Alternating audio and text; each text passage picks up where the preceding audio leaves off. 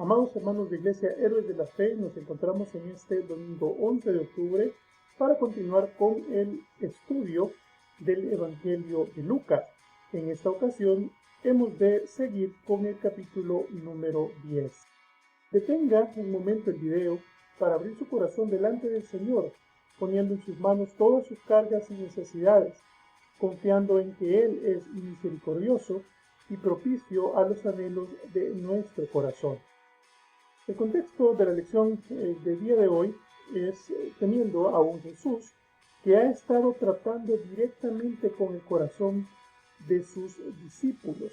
Y esto porque les ha dado una serie de enseñanzas, una serie de principios e incluso podríamos decir que una serie de reprimendas acerca de algunas actitudes y de algunas formas de pensar que no estaban siendo de su agrado y que no eran sobre todo congruentes con lo que se espera de un discípulo de Cristo que iba a expandir el Evangelio por toda la tierra. Es por eso entonces que durante el estudio del capítulo 9 pudimos darnos cuenta que Jesús tiene una forma muy particular de hacerle ver a sus discípulos no solo que están equivocados, sino que esa actitud no es agradable a Dios. Y de hecho lo que está haciendo es preparándolos para cumplir con una misión realmente ardua que era la que se les había de encomendar. Jesús además está buscando romper por completo con un modelo de élite en la predicación, volviendo esto una tarea realmente masiva. Lo que Jesús está haciendo de manera muy intencionada es incluir a todas las personas que le seguían, es decir, a esos discípulos que sin ser de los 12 escogidos, igualmente estaban con él en todo momento, y esto por supuesto hacía que el círculo creciese más, pero que la obra también tuviese más posibilidad de ser expandida. Cuando vamos al capítulo 10, entonces nos vamos a encontrar con que pues Jesús está haciendo eso precisamente, buscando obreros, buscando personas que se comprometan con la predicación de la palabra, con la diseminación del Evangelio y con el anuncio de las cosas que habrían de venir en virtud de la profecía bíblica sobre la muerte y resurrección de Cristo. Pero es que además esta predicación no podía ser privada, no podía ser reducida, sino que tenía que ser masiva, y es por eso que Jesús va a adoptar una nueva estrategia. Vamos entonces, hermanos, al libro de Lucas, capítulo 10, y vamos a dar inicio con la lectura de dicho texto. Después de estas cosas, designó el Señor también a otros 70, a quienes envió de dos en dos delante de él a toda ciudad y lugar a donde él había de ir. Y les decía, la mies a la verdad es mucha, mas los obreros son pocos. Por tanto, rogad al Señor de la mies que envíe obreros a su mies. Id, he aquí yo os envío como cordero en medio de lobos. Vamos a detenernos acá para poder analizar algunos detalles que probablemente se estén pasando de largo en la lectura del texto. Jesús ha escogido a otros 70, es decir, que aparte de los 12, había escogido a 70 más que iban a tener la misma encomienda que los 12 originales. Pero esto no es ilógico en el sentido que la primera prueba que ya se había realizado con los 12 había sido sumamente exitosa, con una predicación muy efectiva en una modalidad muy masiva. Pero además, cuando la Biblia habla de otros 70, en realidad está teniendo un número que nos va a dejar un poco la duda si se refería a un número natural de 70 exactos o si se estaba refiriendo a un número muy grande. Cuando en el texto bíblico se encuentra cualquier número que devenga del 7, en realidad se está hablando de un número extremadamente alto, extremadamente grande. En ese sentido, entonces, podemos concluir que Jesús estaba haciendo una delegación de carácter masiva para hacer la predicación. Ahora, Dice que los envió en pareja, los envió de dos en dos. Y no iban con un propósito más que preparar el camino para que Jesús llegase. Pareciese que Jesús estaba enviando a comisiones de avanzada a cada una de las ciudades. ¿Y por qué lo hacía? Pues bueno, porque Jesús sabía que su vida corría peligro, entonces debía mandar siempre una avanzada para que tantease el terreno, para saber si era un lugar donde podía llegar o no. ¿Podría alguien en este momento estar pensando, bueno, pues entonces Jesús le tenía miedo a la muerte? Pues no, en ninguna manera. Jesús lo que estaba haciendo era procurar que la profecía bíblica se cumpliese tal cual se había descrito, es decir, que se diese en el tiempo correcto, en el momento adecuado.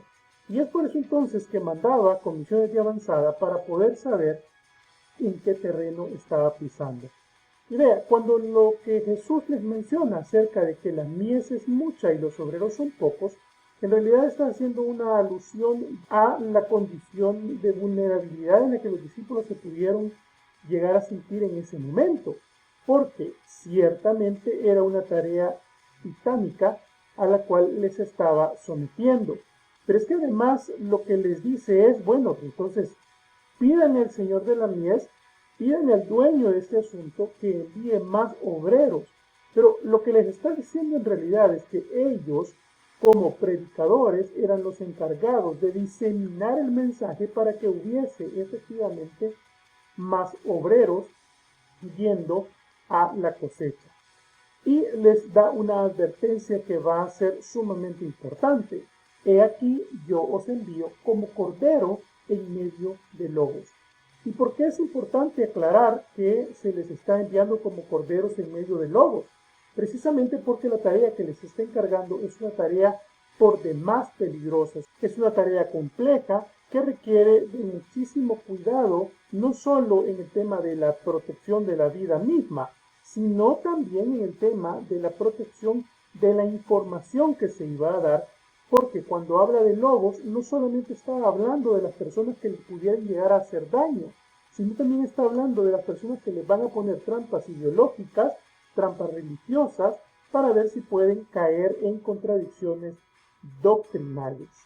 Y por si fuera poco, Jesús les continúa dando algunos datos que son ciertamente desconcertantes.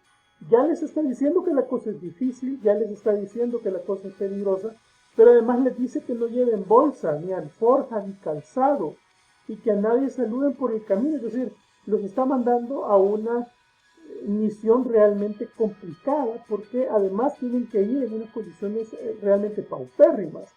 En cualquier casa donde entréis, primeramente decid, paz sea a esta casa. Y si hubiera ahí algún hijo de paz, vuestra paz reposará sobre él.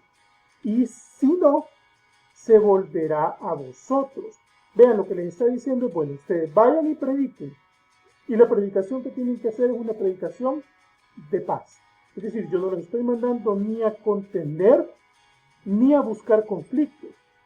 Los estoy mandando a que tengan una predicación apegada al evangelio del amor y de la paz. Y si se encuentran con personas que están de acuerdo en vivir esa paz, entonces la paz que ustedes están llevando va a quedarse con ellos. De lo contrario, pues bien, serán ellos los que se tendrán que arreglar. Y continúa diciendo, y posad en aquella misma casa, comiendo y bebiendo lo que os den, porque el obrero es digno de su salario. No os paséis de casa en casa. Vean que es interesante, porque lo que les está diciendo es que seguramente van a encontrar más de alguna vivienda en la cual les abran la puerta y les den completamente apertura para que se queden y puedan seguir predicando. Entonces lo que les dice es que se queden en esa casa y que se conformen precisamente con lo que ahí les obsequien o les den de comer, sin andar buscando de casa en casa. Es decir, los está mandando a tener una vida completamente austera. Y esa austeridad va a ser precisamente la marca, va a ser el punto clave que va a caracterizar a un discípulo de Cristo. Porque la predicación no es en ninguna forma efectiva cuando se da de manera ostentosa, de manera pomposa o que pretende impresionar, porque al final la predicación cristiana no tiene que ver con cómo impresiono yo a las demás personas, sino con el poder del mensaje de Cristo como tal. Por tanto, un predicador adecuado, un predicador cristiano, estaría desde luego en condiciones de hacer su labor en condiciones de austeridad total. Y cierra en este momento diciendo: en cualquier ciudad donde entréis y os reciban, comed lo que os pongan delante. Es decir, les reitera que pues van a tener comida. Y es que esta es una forma de Jesús de decirles: miren, tranquilos, yo voy a estar con ustedes y yo voy a procurar que tengan el sustento necesario, porque ustedes son los obreros de mi ministerio, son los obreros de mi predicación, y yo voy a cuidar de cada uno de ustedes. Y sanad a los enfermos que en ella haya, es decir, donde les han dado de comer, y decidles: se ha acercado a vosotros el reino de Dios.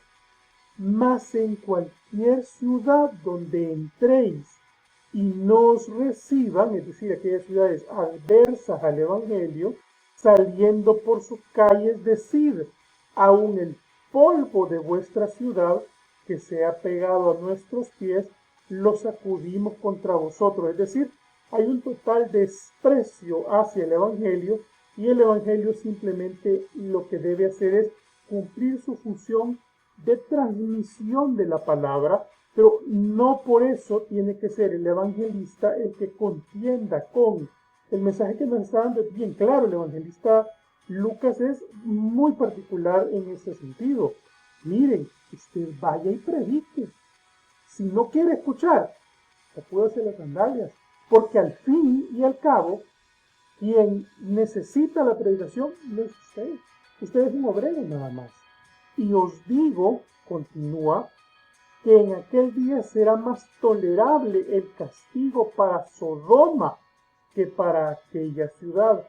Y todos recordaremos, por supuesto, cuál es aquel episodio en el cual el Señor ve en Sodoma una perversidad de tal magnitud que se hace acreedora de la destrucción por medio del fuego, y lo que le está diciendo es: miren, si no los escuchan, si esta ciudad donde ustedes vayan no quiere saber del mensaje de salvación, el castigo que hubo para Sodoma será más tolerable, será más blando que el que se presente para esta ciudad.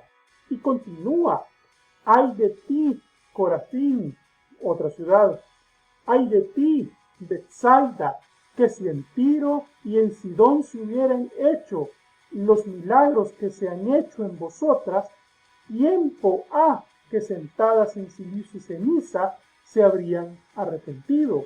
Y es que está hablando de dos ciudades que son particularmente adversas a escuchar del Evangelio, y les está dando una lección grande, porque lo que les está diciendo es: miren, si en Tiro y en Sidón se hubiesen visto los milagros que he hecho en estas dos ciudades adversas, estos ya se habrían arrepentido, pero ustedes no lo hacen. Jesús está dando un anuncio bastante difícil, bastante duro para algunas ciudades en este momento. Por tanto, en el juicio será más tolerable el castigo para Tiro y Sidón que para vosotros. Vea que es interesante, porque Jesús está dando aquí una doctrina muy distinta a lo que muchas iglesias en este momento predican. Muchas iglesias, sobre todo en esta teología de la prosperidad, lo que dicen es que el Señor es misericordioso, y tiene razón. Pero también dicen que el Señor no es justo en el sentido que le da el mismo tratamiento a todos por igual, y que como usted tiene ese tratamiento privilegiado delante de Dios, tiene derecho a tener más bendiciones por el simple hecho de existir. Cuando Jesús aquí, hablando de Tiro y Sidón, está diferenciando muy claramente entre ciudades según el corazón que le han puesto a la recepción de la predicación. No debemos perder de vista que Dios es un Dios justo y que juzga con balanza correcta. Y continúa, y tú, Capernaum, que hasta los cielos eres levantada, hasta el Hades serás abatida. Capernaum, por supuesto, era una de estas zonas muy ricas durante la época en la que Jesús vivía. Capernaum era reconocida por ser una ciudad de élite, precisamente por los grandes beneficios que tenía estar cerca del mar de Galilea. Entonces Capernaum solía ser como muy encumbrada en sus aspiraciones, y lo que les está diciendo: miren ustedes que tan arriba se creen, y tienen idea de lo mucho que van a caer. El que a vosotros oye, a mí me oye, les dice a los discípulos que está encomendando. Y el que a vosotros desecha, a mí me desecha. Y el que me desecha a mí, desecha al que me envió, es decir, desecha al Padre. Nuevamente Jesús está dejando claro en la predicación que los cristianos somos portadores del mensaje, pero solo portadores. Nunca, jamás debe usted pelear o contender durante una predicación de la palabra en cualquier forma. ¿Por qué? Porque al final el que está siendo rechazado no es usted, es Cristo. Y Cristo no necesita que usted lo defienda. Cristo puede solo. Entonces no lo ponga como personal, que nunca, jamás se le cruce por la cabeza perder una buena relación con alguien por motivos de creencias de fe. Volvieron los 70 con gozo, que ya fueron a cumplir la misión, diciendo: Señor, aún los demonios se nos sujetan en tu nombre, nos obedecen. Y les dijo: yo veía a Satanás caer del cielo como un rayo. He aquí os doy potestad de hollar serpientes y escorpiones, y sobre toda fuerza del enemigo, y nada os dañará. Aquí es algo interesante, porque es que el reporte que traen los discípulos es: Señor, es un éxito. Hasta los demonios nos hacen caso en tu nombre. Y Jesús les da una frase, algo así como: sí, lo sé, ya lo vi. Y les va a aumentar, digamos, el grado de responsabilidad, porque les dice que he aquí os doy potestad de hollar serpientes y escorpiones, es decir, se van a poder meter con el peligro y van a tener la certeza inequívoca de que el Señor los va a estar guardando en todo momento y que nada les va a hacer daño. Pero, no os regocijéis de que los espíritus se os sujetan, sino regocijaos de que vuestros nombres están escritos en los cielos. Es decir, la verdadera victoria que ustedes tienen, que es de carácter espiritual, no tiene que ver con las proezas que ustedes estén haciendo, porque es que al final las proezas las hacen en mi nombre, les dice Jesús. No, realmente de lo que ustedes tienen que estar felices es de que ustedes están a salvo, que ustedes ya tienen la salvación y que están escritos en los cielos. Eso quiere decir entonces que de nuevo, aquel predicador que ganó 10 almas, 100 almas, 15,000 almas en un momento, no debe sentirse en ninguna forma feliz, porque no ha sido por su esfuerzo. Cada quien que vele por su propia salvación, la salvación del resto. Esto es producto de cumplir la misión y de entregarle al Señor el resto. Y aquí, interesante, un intérprete de la ley se levantó y dijo, para probarle, vean, el intérprete de la ley no iba con las mejores intenciones: Maestro, ¿haciendo qué cosas heredaré la vida eterna?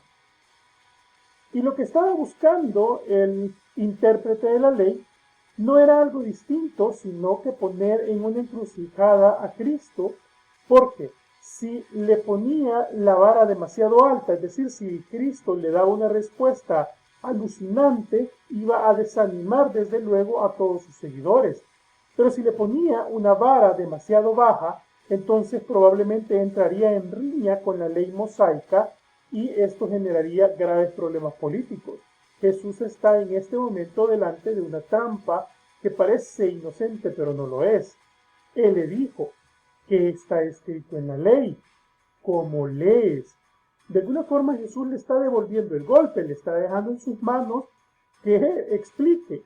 Aquel respondiendo dijo, amarás al Señor tu Dios con todo tu corazón y con toda tu alma y con todas tus fuerzas y con toda tu mente, y a tu prójimo como a ti mismo.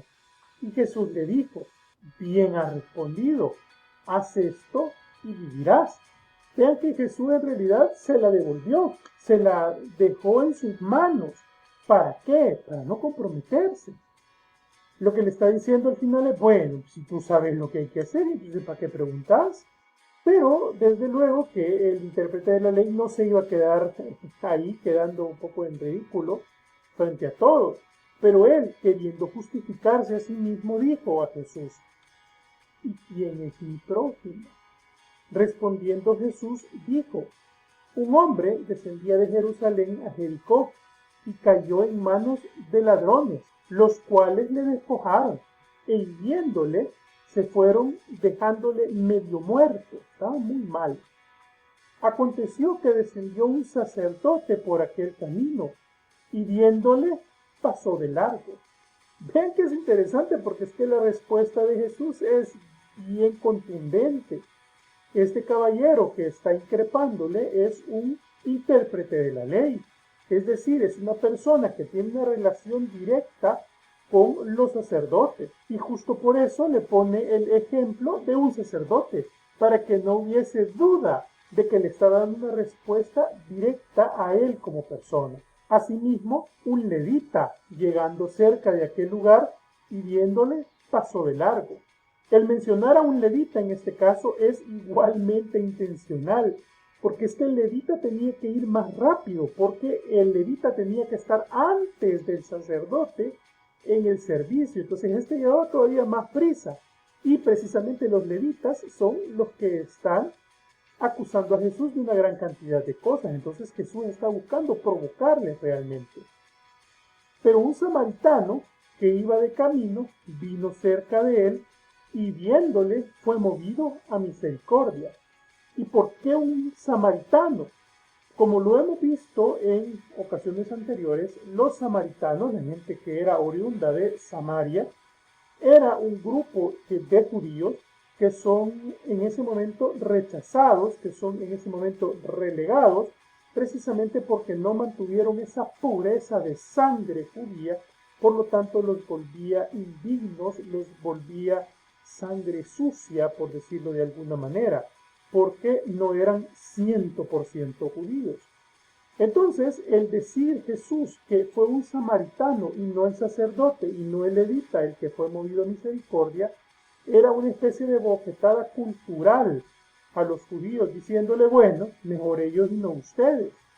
Y acercándose, vendó sus heridas, echándole aceite y vino, y poniéndole en su cabalgadura, lo llevó al mesón y cuidó de él. Otro día, al partir, sacó 2 denarios y los dio al mesonero y le dijo, cuídamele, y todo lo que gastes de más, yo te lo pagaré cuando regrese. Vea que el samaritano fue más allá. El samaritano no solo ayudó en el momento, el samaritano fue propicio a las necesidades de este pobre hombre. El samaritano le cuidó, le llevó a un lugar seguro, puso de sus recursos y prometió más si era necesario. El samaritano realmente fue movido a misericordia. ¿Quién pues de estos 3, le dice al intérprete de la ley, te parece que fue el prójimo del que cayó en manos de los ladrones? Él le dijo, el que usó de misericordia con él. Entonces Jesús le dijo, ve y haz tú lo mismo. De alguna forma Jesús le está devolviendo el golpe con mucho ahínco, porque es que este intérprete de la ley lo que estaba buscando era una excusa para poderle señalar, era una excusa para poderle poner en evidencia ante las personas, ya fuese en un sentido o en otro. Pero lo que hace Jesús de manera muy hábil es obligarle a responder a él las propias preguntas. Vea que es interesante porque muchas veces caemos en el error de creer que con nuestra propia verborrea, con nuestra propia habilidad para predicar, con nuestras buenas palabras, con nuestros buenos métodos evangelísticos, vamos a convencer. Ve a Jesús a quien en realidad ni siquiera le predicó. Jesús lo que hizo fue hacerle preguntas correctas en momentos correctos para que fuese él mismo el que fuese descubriendo la situación. Sin duda que la predicación va muchísimo más allá de conocer un método y de transmitir un par de versículos ya. La predicación tiene que ver con conocer a la otra persona para poderle predicar. Por lo tanto, esas predicaciones instantáneas de 2 minutos difícilmente rindan un verdadero efecto, ya que Jesús pudo hacer las preguntas correctas después de haber conocido a la persona a la cual le estaba predicando. Y bien, hermanos, nos vamos a quedar hasta acá. El capítulo 10 ha sido sumamente enriquecedor y estoy seguro que deja en nuestros corazones una enseñanza especial. Que Dios les bendiga. Nos vemos el próximo domingo en nuestra clase de escuela bíblica y a disfrutar del culto en esta mañana. Bendiciones.